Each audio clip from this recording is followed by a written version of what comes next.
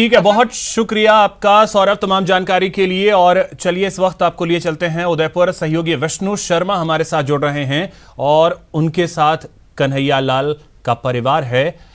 विष्णु, बात कीजिए। देखिए, इस वक्त हम मौजूद हैं कन्हैया लाल जी के घर में और उनके दो बेटे तरुण और यश हमारे साथ हैं। उनके अलावा उनकी धर्मपत्नी जो है वो हमारे साथ है। चूँकि कन्हैया लाल जी के बारे में जब हम जयपुर से उदयपुर आए तो उनके व्यवहार के बारे में हमने काफ़ी कुछ सुना, उनके सहज जो उनके काम के बारे में हमने काफ़ी कुछ सुना, लेकिन अब वो हमारे साथ नहीं। लेकिन हम उनके बेटों से बात करेंगे।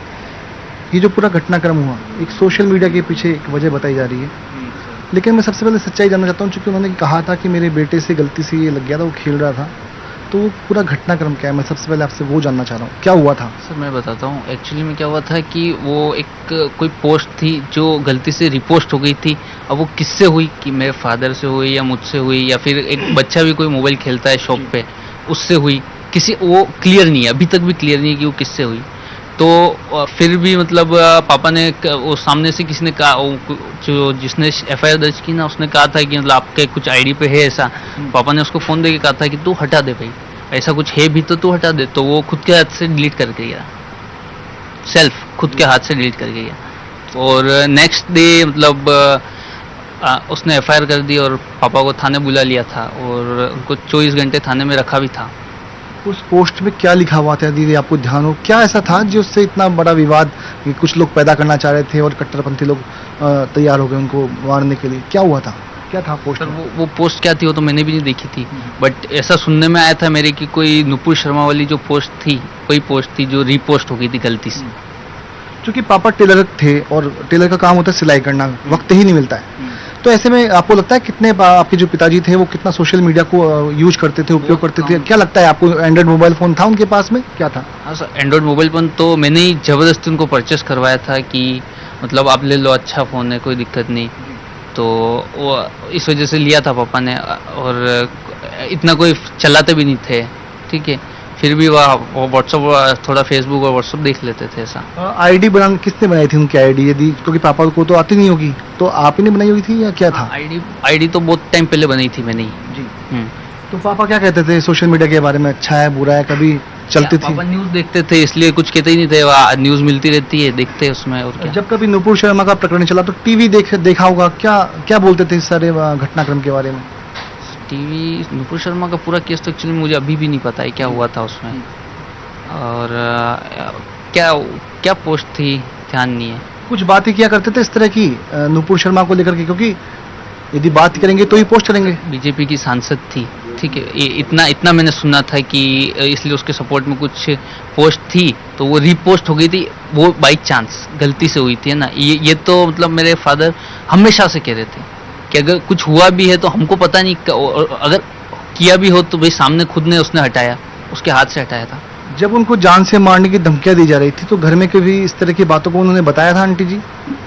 कम बताते थे, घर में टेंशन चलता था तो मेरे को तो कम बताते थे। टेंशन किस बात की? नुपुर शर्मा वाले प्रकरण को लेकर के या कुछ और चीजों को लेकर के? वही टेंशन था उनके, वही टेंशन था। अच्छा, हाँ। आपसे कभी कुछ कहा बेटों से आपसे कि भाई इस तरह से मुझे धमकियां दे रहे हैं, मैं पुलिस के पास में भी गया हूँ, कोई मेरे से सुनवाई नहीं कर रहा है, कुछ ऐसा है?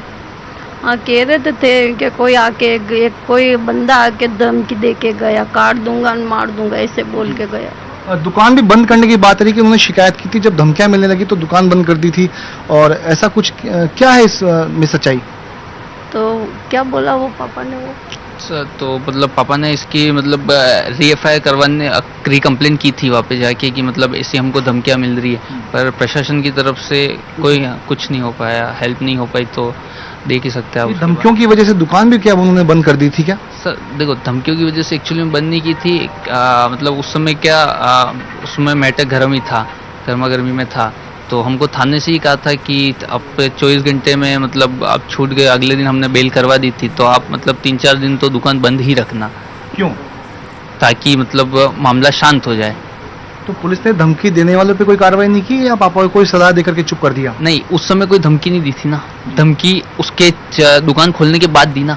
उस समय तक तो दुकान बंद थी 3-4 दिन तो फिर हमने सोचा ठीक है, अब दुकान हम हमेशा के लिए तो बंद कर नहीं सकते, ठीक है, 2 दिन 4 दिन 1 सप्ताह 1 महीना, उससे ज़्यादा तो क्या करेंगे।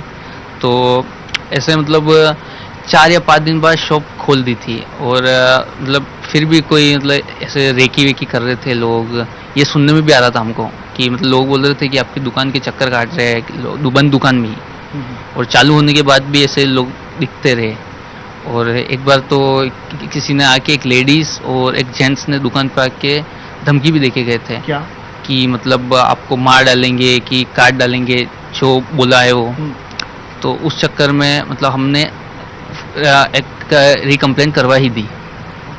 यश, आप भी हमारे साथ में मौजूद हो, फार्मेसी की आप पढ़ाई कर रहे हो। ये सपना आपका खुद का था, पापा का था क्या? क्योंकि एक व्यक्ति जब सिलाई करता है तो उनके सपने होते हैं अपने बच्चों को बड़ा बनाने के। क्या सपने थे पापा के आपको लेकर के, दोनों बेटे को लेकर? एक्चुअली सर क्या, अभी 1 साल पहले मेरा सर एक्सीडेंट हो गया था। तो मैं 12वीं की पढ़ाई कर रहा, तो उस समय क्या फाइनल एग्जाम आने वाले, तो उससे पहले मेरा एक्सीडेंट हो गया। फिर कोरोना आया, लॉकडाउन हो गया। तो सर उसमें मेरे को कुछ पता ही नहीं था। मैं बिस्तर पे पड़ा था 6 महीने।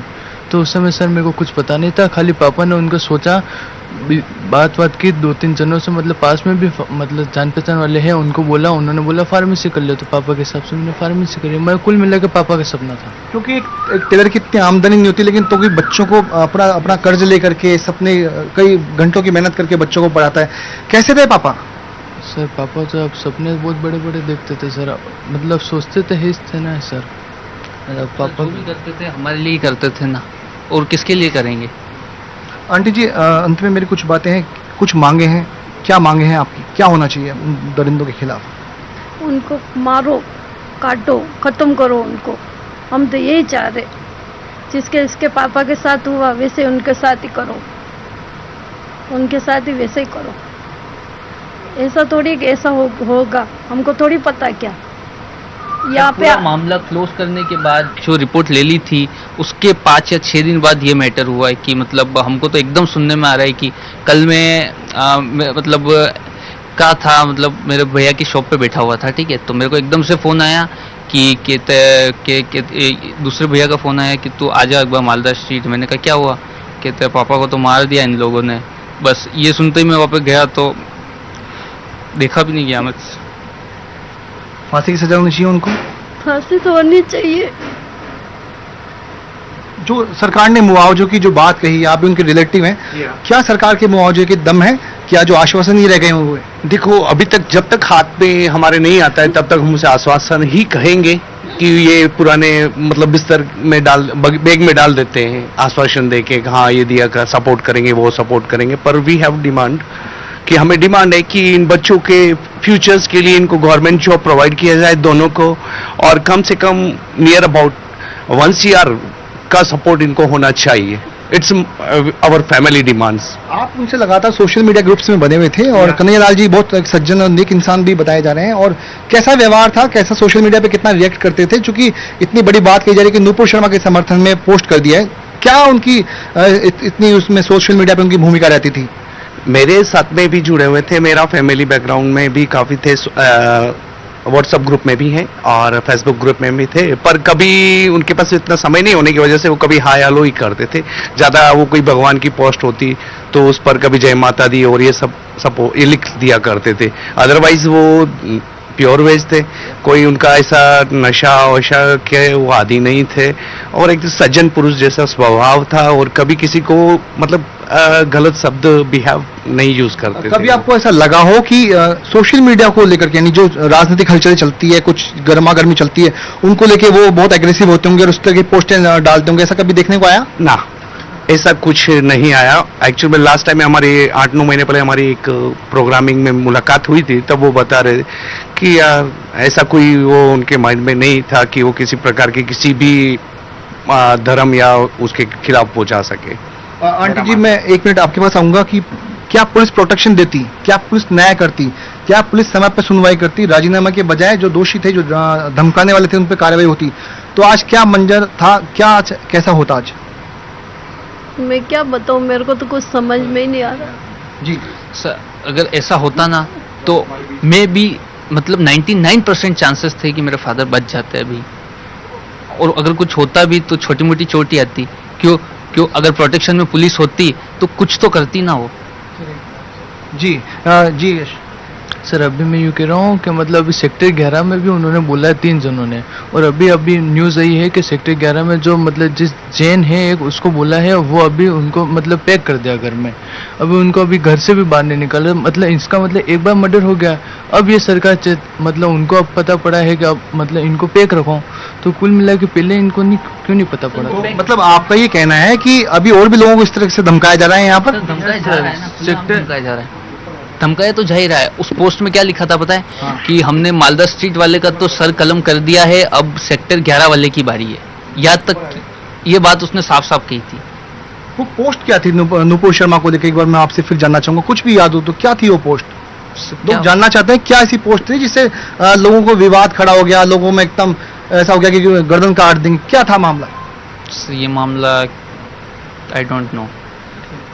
आंटी जी, फांसी की सजा को लेकर कितना आपकी मांग है, क्या है अंतिम कहना? ये उनको तो कहता जैसे इनके साथ करा वैसे इनके साथ ही वो उनके साथ ही होना चाहिए, मैं तो यही चाह रही हूँ। हाँ, तो देखिए ये कन्हैयालाल जी का परिवार है। अब चूंकि कन्हैयालाल जी यहाँ पर नहीं है, लेकिन 2 बेटे यहाँ पर उनके मौजूद है जो कि माँ का संबल बनेंगे, जो कि माँ के 2 कंधे बनेंगे, मजबूत बनेंगे। और इनकी अभी तक यही मांग है कि ये जो हत्यारे हैं